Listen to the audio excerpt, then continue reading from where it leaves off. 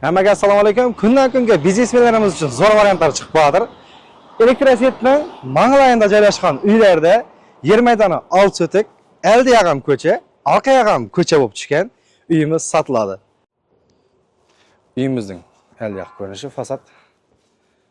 Mana eldining chegarasi bu, hisoblangandan bola chevalangandan.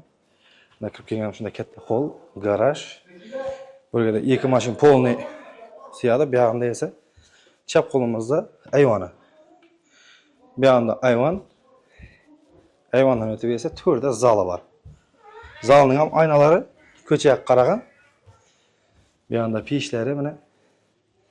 Bu yerda hozir hech qanday gazdan muammo yo'q. Avval peshlari avvalda qurilgan. Gazdan, svetdan, suvdan, vodoprovoddan hech qanday muammo yo'q bu yerda. Bu yoqda esa chiqqanda shunday koridordan ikki yoqda bu yoqda bir spalni, bu yoqda bir spalni. Spalni xonalarni ko'rsatamiz. Shunday koridordan chiqsak, orada katta veranda, dehlizi. Bu yoqda kuxnyasi, bunday kotelxona. Bu yerda bir shunday bir kladovkasi, nelari. Bank sanki turadigan atak o'zi asli bir kuxnya bo'lish kerak. Remontlarni qilib olib, kuxnya qilib.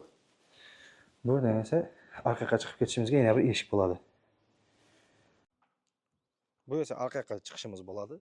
Orqaga bog'lari chirilib, mevalar, daraxtlari, yuzimlari egilib, ağaclar ham egilib turibdi. Bu yoqda mana xonasi kladovka, tovuq xonasi bor. Deyishingizda o'tdi mana.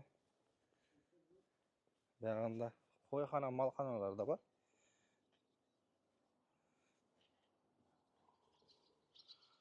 O'xshi plashati.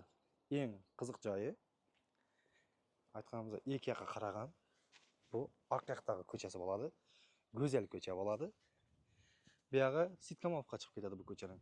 Bu yoq tarafi esa Mas'ul zavoddan o'tgandan keyin gazon tugashi bilan chap qo'lingizga birinchi ko'cha bo'ladi. Hafta bozor yoqdan keladigan bo'lsangiz, svetofordan o'tib sarazi o'ngga birinchi ko'cha, go'zal ko'cha bo'ladi. Adashmasam 4-mi 5-joy. Bu yoqdan Qizil darvoza. Yani biznesmenlarimiz uchun yig'ib solaman deganlar uchun endi 2 etaj, 3 etaj do'konlarga planlashtirganlarga zo'r variant. Ikki yoqlama ko'chasi, mo'l gulchilik.